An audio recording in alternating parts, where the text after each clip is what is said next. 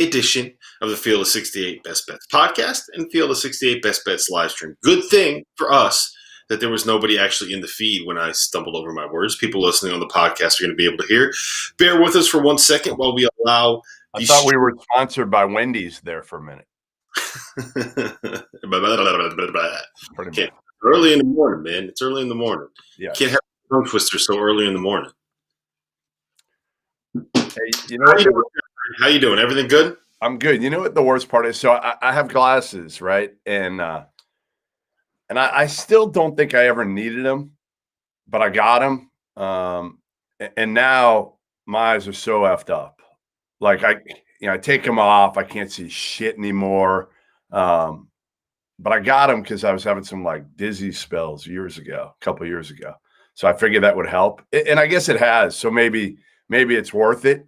But man, I can't see shit without them now. It's horrible. Well, to be fair, you are old as hell. I am old as shit. And it's good. If I don't wear them, that means I don't see you clearly, which is a great thing. That's always a plus. But you are missing out on the home field apparel tee that I got going today. So lucky tee, I needed to get it back. Yeah, you haven't had it for a while. You've lost your mojo. Yeah, but so here's the thing. I've gone heavy on the bets that I feel best about. Everything that I tout on the stream, I will bet just because, like, you have to. One, I feel guilty saying, hey, you should bet this, and then not betting it. And then the other part of it is, like, it forces me to track it, right? So then I pay attention to what happened in it because, like, I have a little bit of money on the line. But for the most part, like, a lot of those bets will just be, like, $5 or $10 just so I have something in mind. Yeah. But, like, last night, I went heavy on the Iowa Northwestern over because I love that line. Yeah, you convinced me on that one. Thanks. Did you get it? You lost? Yeah, I got like 161, I think, right? Well, that's why. You should have gotten it when I told you to at 157 at 9 o'clock in the morning, which is what I hit. Sometimes early in the morning, I'm not ready. I want to get my information. You know, I just want to make sure who's playing. Like yesterday, it turned out okay, but Ron Harper Jr. wasn't playing. To me, I'd rather not get my bet in early and make sure something like that doesn't happen. But it was fine. It worked. We won that game anyway. Mercer killed me yesterday. Killed me. Yeah. All right. Let's talk about last night and get some of that out of the way. First and foremost, Northwestern came back to earth. They lost by 15 at Iowa in a game. Jordan Bohannon came back down to earth. That's what happened. Well, he finally woke up, man. Like he had not been playing well at all this season. And then last night he had 24, 5, and 5 on 10 shots. He hit 6 threes and he hit 5 in a row in the second half. A couple of them were bombs. He hit one step back that kind of was the dagger to end the game with about 2.5 or 3 minutes left. That was just like, oh man. If Jordan, like, here's the thing. If he's playing like that, it just completely raises the ceiling for this Iowa team, like significantly. Yeah, it gives him a weapon that not many teams have, period. I mean, like people forget he's an elite shooter when he's healthy, an elite shooter. And we saw that last night. If you just took that game, you'd be like, holy shit, who is this dude? He shoots the hell out of it. I mean, he shoots it from the logo. He doesn't need any space. He had confidence last night. You put him with everything else they have, which Luka Garza, the best player in the country, Joe Wieskamp, damn good player. CJ Frederick's terrific. Your boy Touzant he got hurt late in the game, but he gives him a different dimension. Like, then you start to feel pretty good about this team that, you know what? They don't need to guard people. They don't need to. They're just going to outscore everybody other than Gonzaga. Yeah, pretty much. And it's the threat of what he can do when he shoots. It's the fact that you have to be cognizant of where he is when he's making shots the way that he was yesterday, right? And it was very evident that Northwestern was going to focus on Luka Garza. Like, they were doubling on the catch immediately. They weren't even bothering to deal with Connor McCaffrey beyond the arc, and they were making sure that that's the way to play him. And they made sure to stick with Wieskamp and CJ Frederick on the perimeter. Like, if they were going to have to get stuck in rotation, it was going to be off of Jordan Bohannon because, I mean, he was shooting 27% of the year. You got to make him earn it, and he did. Now it's like, pick your poison. How do you play this team offensively? I don't know. I mean, we'll see if this continues for Jordan or if this was just like, okay, he got hot and And he's got, I mean, they've played 10 games, and he's had 2 where he's been lights out and 8 where he's been horrible. I like Jordan, so I'm rooting for you, Jordan. I'm rooting for you to keep this going. Look, I've been tweeting out his stats, and like I get response from Iowa fans. Like, why do you hate Jordan Bohannon? I don't hate Jordan Bohannon. No, I think he's a nice kid. I want to see him do well, but not a good. Listen, you still say his shoe game move might have been a top 10 move of all time. Oh, so you have the ultimate respect for Jordan Bohannon, the kid. That what he did, like that, put him on legend status in my mind. For people that don't know, what he did was they 30-balled Iowa State in the last game that he played at Iowa State. And so what he did was he signed his shoes and he left them on the foul line after the game, which is just so good. So funny. All right, a couple of the headlines from last night. Florida State lost to Clemson. Honestly, like I don't think it was that surprising. Clemson was the favorite. Florida State's not all that good. Right. Alabama beat the brakes off of Mississippi, which is not something that I thought I'd see. I finally hit one there with Alabama. I had been on a cold streak with the Crimson Tide. Quinterly played well. Again, do I trust Alabama completely? No, but they've got talent. You shouldn't trust them at all. Like you know what I trust? They're going to win enough games in a shitty SEC. How's that? Yeah, you know what it is? That's just your blind spot. I know. Everybody's got a blind spot. Everyone's got one.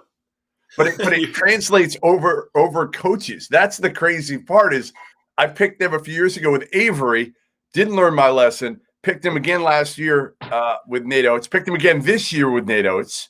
I'm done. If I pick them in the top 25 next year, you have full right of I can never do a top 25 again. How's that? Ever. I'm done forever. You know you're going to put them in the top 25. So like Just remind me of that, please. Don't make promises you won't keep. All right, the last one that we need to talk about, Houston lost at Tulsa. Yeah. Shout out to Brandon Rochelle, man. Like the stones on that kid. Swish 2 free throws. So 1 seconds left. For people that didn't see it, Caleb Mills hit a jumper to tie the game with about, I think it was 6 seconds left in the game at Tulsa. They come down the other end. Brandon Rochelle goes to the rim. I think it was an offensive rebound? I think it was an offensive rebound that he got fouled on. Either way, like he got fouled with 0.1 seconds left on the clock in a game where Tulsa was down by 1. And a 65% free throw shooter, he steps to the line, swishes the first, and as soon as he made the first, you knew that he was making the second. And hit them both. Houston didn't even get a shot off. And yeah, Houston took their first loss. With the fighting Frank Hayes. The fighting Frank Hayes, baby. As the number 5 ranked team in the country, I tweeted this out yesterday. The last time Houston had been ranked number 5 in the country was with Akeem Olajuwon. How's that? That's how long it had been, and it's short-lived. Listen, I think we both can agree. There's 3 teams on a different level than everybody else this year, and then there's everybody else. And, yeah, there's some teams that are better than others, and it's going to come down to matchups and timing and all that. But I trust in 3 teams, and that's Gonzaga, Baylor, and Villanova. And I know Villanova had that shitty loss in the bubble. Maybe not shitty. That's the wrong way to say it. But they had that loss in the bubble that had a lot of people questioning them. They'll be just fine. Trust me. Villanova will be there at the end as long as they're healthy. And we'll see. Maybe they get Brian Antoine back too. So my question to you is this. What did you think of Houston before this loss, and does it change your opinion of them at this point? Because I still think that is I thought before this game that they were a team that could get to the Final Four. I still think now they're a team that can get to a Final Four. If anything, I was just like, okay, well, you know what? Frank Hayes got them boys in Tulsa playing well. That's my take out of it. You know, road games are tough league play. Doesn't change a word. You know, for me either, listen, like I just said, they could be the 4th best team. They could be the 20th best team. Wherever you rank them, they're tough as shit. They've got multiple guys who can go get their own, right? And again, they're a veteran team. They've got a lot of older dudes as well. And oh, by the way, they're pretty well coached. It's so funny. I tweeted out something yesterday about Kelvin. And like the blowback when you tweet out anything positive about some of these guys, anybody who's cheated, right? Kelvin Sampson, the blowback is incredible. They're like, cheater, cheater, cheater, cheater, cheater. I'm like, he did. He cheated. He made phone calls. He made phone calls. What do we do? cares? What are we talking about here? Again, he did it. He did the deed, but the deed was so ridiculous when you look back on it. You're like, can we just scrap it from all annals? Wasn't that you that dug it up? Yeah. Who did you That was me. catch on the phone calls? Yeah, I broke it. And it was a shitload of phone calls. I remember calling him. How do you feel now? How do you feel knowing that you ruined that guy's tenure at Indiana over a bunch of phone calls? Yeah, I mean, I don't know. Listen, again, it was a rule at the time. He blatantly broke that rule over and over again, by the way. So, yeah, at that point. Yeah, he did it twice. That was the thing. Like, he got caught making phone calls at Oklahoma, and then he kept making them phone calls at Indiana. Like, at that point, he's just kind of like, dude, you got to find a way to hide that. I remember calling him maybe then, and I'm like, hey, you made however many phone calls to, like, Kevin Bookout.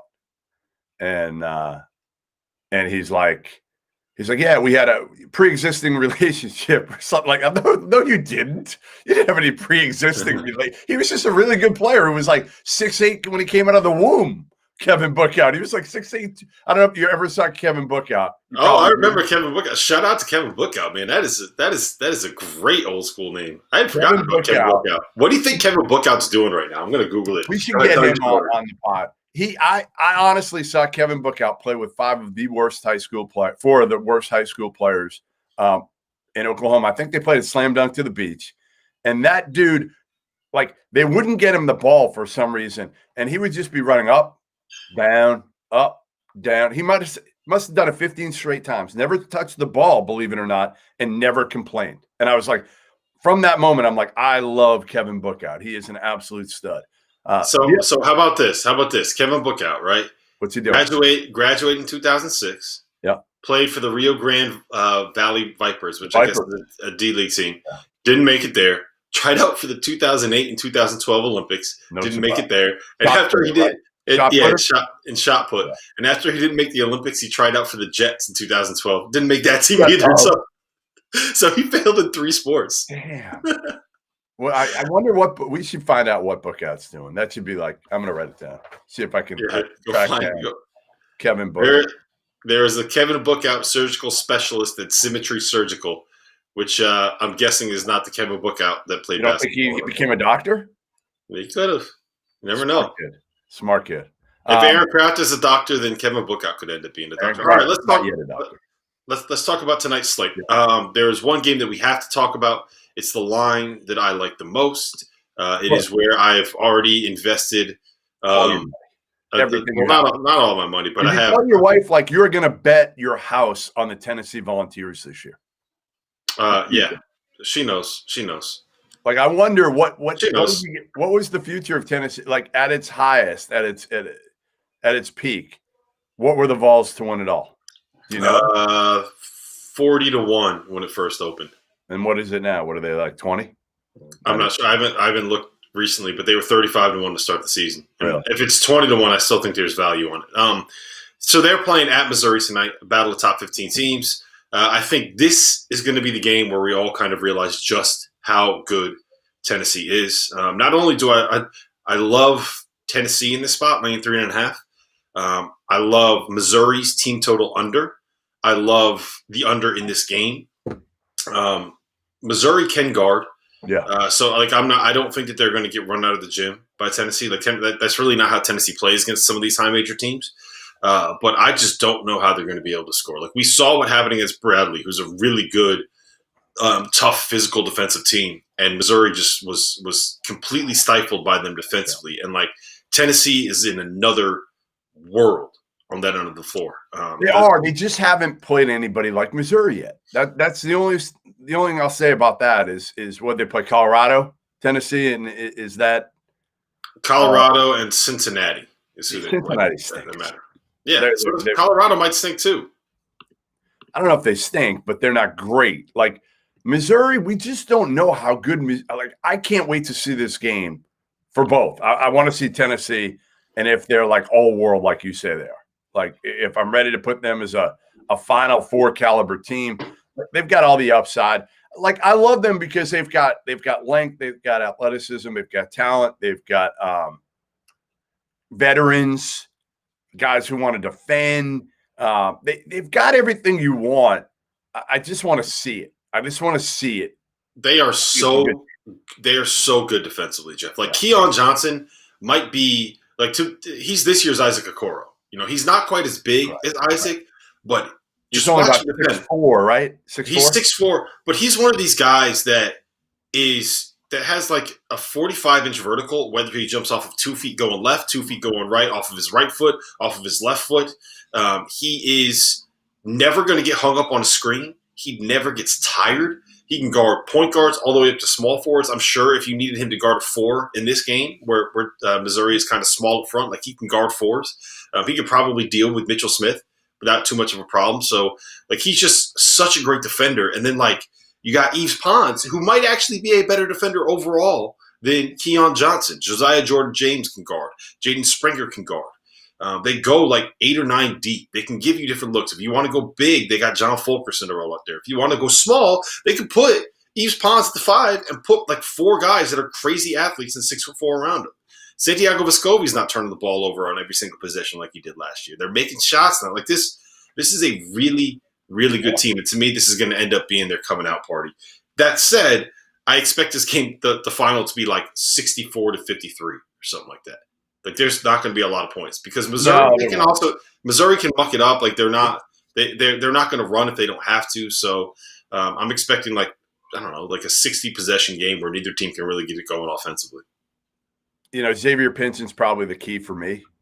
How he handles obviously Tennessee's pressure, how the length. He's not a long point guard. He's just tough, and he's got to get the ball and make sure he gets it to Mark Smith and Tillman and Drew Smith, the guys that can score. It'll be interesting. It'll be interesting to see. I'm telling you, this is as intriguing of a matchup to me. I'm really excited about this one. And I feel like I haven't been like that in a few days. Been a few days of just lopsided matchups. This is one where I want to see, if Missouri wins, those Mizzou fans, they're hungry. I mean, think about it. They were hungry from the Michael Jonte Porter days, and that didn't do anything. That was all that hype, and they got nothing out of it. Imagine if they had a top 10 team here, and if they beat Tennessee, you're going to start to hear about Mizzou. Yep. Yeah. And if Tennessee ends up going in there and winning pretty comfortably, like I expect them to, then again, it's the coming out party. So there's a lot on the line of this game. By the way, is Kim English's number, is it retired in Columbia? Do we know? Is it up in the rafters or anything? Are they going to put it up tonight? They should have a ceremony. Why would you retire the number of the third best power forward on a team that lost in the first round of the NCAA tournament? He'll never see that. So I could take shots at him. I like Kim, so I would say that to his face. I mentioned that Tennessee was a 3.5-point favorite, and the total is 133. Those odds are coming from DraftKings Sportsbook, the official odds provider of the Field of 68 Media Network. While the holiday season may be winding down, the sports calendar is in full swing from college to pro sports. There is no shortage of action, and there is no better place to get in on all of this action than with DraftKings Sportsbook, America's top-rated sportsbook app. If you haven't tried out DraftKings Sportsbook, what are you waiting for? To celebrate this year's college football playoffs, DraftKings is giving all new users the chance to bet on any semifinal team to win the championship at 100-1 odds. That's right. All you have to do is bet $1 on any semifinal team to win the championship, and if your team wins, you cash out $100. While we are all excited for football, let's not forget the 2021 basketball season just kicked off. So head over to the DraftKings app to get all of their daily odds boosts. It's safe, secure, reliable, and they make it easy for you to deposit and withdraw. So download the top-rated DraftKings Sportsbook app now and use promo code FIELD68, that's Field68, when you sign up to get 100-1 odds on any semifinal team to win it all. That's code FIELD68 for new players to get a shot at $100 for a limited time only at DraftKings Sportsbook. Must be 21 or older, New Jersey, Indiana, or Pennsylvania residents only. Restrictions apply. See DraftKings.com/sportsbook for details. Gambling problem? Call 1-800-GAMBLER, or if you're in Indiana, 1-800-9-WITH-IT. Jeffrey, we got about 5 minutes left here before we got to get out, so let's roll through these pretty quickly. I'm guessing you have a take on Seton Hall to Xavier. Listen, can't we start with the biggest game of the day? I mean, the biggest storyline. Jeff Neubauer is back. Oh my He's God. back. And if you don't know, check my Twitter feed at Goodman Hoops Oh my God. for the photo of Jeff Neubauer that I tweeted out this morning because I'm excited. Almost as excited as I am about that Missouri-Tennessee game, that Jeff Neubauer and the Fordham Rams are back. And you know what I'm doing? I'm going GW, Jamie and Christian. Fordham hasn't played a game yet. Now, GW has been a mess so far. Oh, that's saying it nicely. I'm taking GW here, getting four. I'm actually taking the money line. Plus 155. I'm well, listen, you look at that photo and bet on him. Go ahead, you do it. Go ahead. I want you to go watch 5 possessions of George Washington basketball and then confirm that you're betting on them on the money line on the road. It's been a rough go for Jamie at GW to start. All right, so I don't have a great take on Seton Hall to Xavier. Me either. I'm staying away. Not touching. I don't know how Xavier guards Mamu, but I also kind of think that Xavier is actually good. I know that they just lost at Creighton, but I kind of think they're actually good. Like I just don't have – that's like I said, I have a great feel about Tennessee, Missouri. I don't have any kind of feel on Xavier Seton Hall, so that's to stay away from me. Virginia at Notre Dame and North Carolina at Georgia Tech, a couple of ACC teams that we thought were going to be great on the road against ACC teams that aren't expected to be all that good. You like anything there, Jeff? You know what? I'll take the points with Notre Dame. I'll take the points. I don't know with Virginia. I mean, again, if they're making shots, if they play Towson again, I love them. But other than that, Virginia's look very, very mediocre. And I know Tony Bennett's going to get it going at some point. But when I look at the talent level of these two teams, I say to myself, there's not much disparity. So I'll take Notre Dame and I'll take the points there. Yeah, I actually like the under in that game, I think. It's just, the 127, 127. Yeah, 125 right now.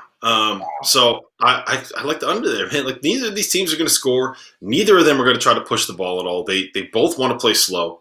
The place where like there's something for someone to take advantage would be Notre Dame's defense. Yeah. But like defensively or offensively, like who are you worried about on like Sam Hauser's just like kind of a guy right now. Kihei Clark is too small. I feel like part of the problem, honestly, is when you have a guy like Kihei Clark, you're playing 4-on-5. And it was fine when you had like when he was a backup, it was fine, or you had 4 pros around him or 4 studs. You don't have that right now. That's the biggest problem when you have Kihei.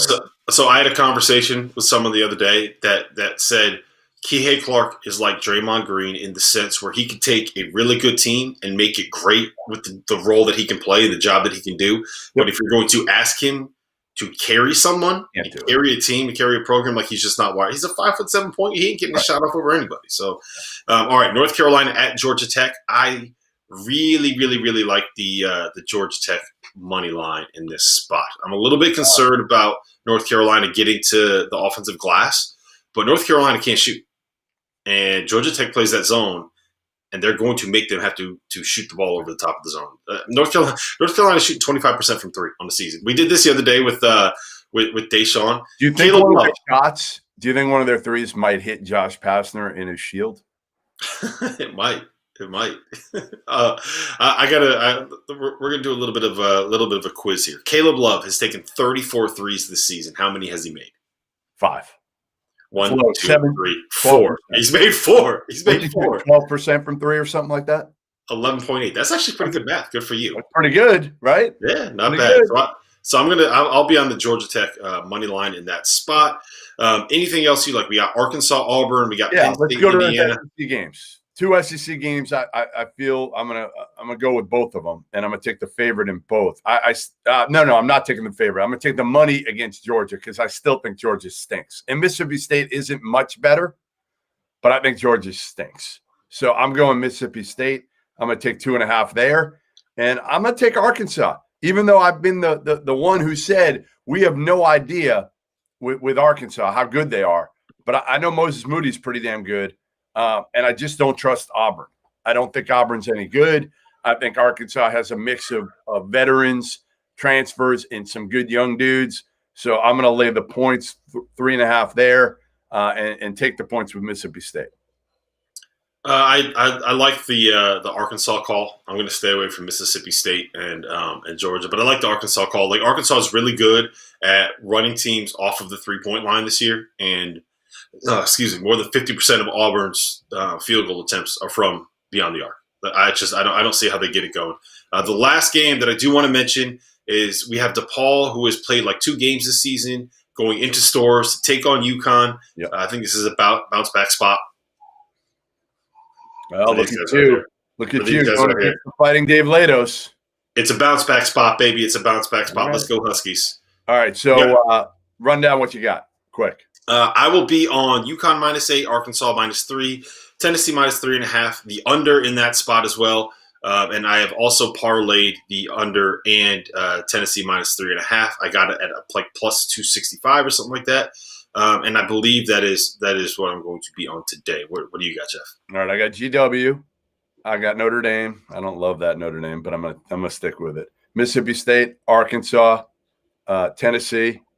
And I'm back in the Austin P wagon, by the way. Oh, there you go. Let's go P, baby. Go P. Giving 5.5 to Tennessee State, and then I got one more. Listen, Providence Friars fans, you think I hate you? I love you. I'm going to Friars tonight or today. I don't know what time the game is, but it's on FS1. They're giving 5 to Butler. I'm going Providence there, and I'm out. Fun fact. Providence has never lost in double overtime when John Fanta is calling the game at home. Good call. All right. Oh, my last one. UVA, Notre Dame, under. Let's get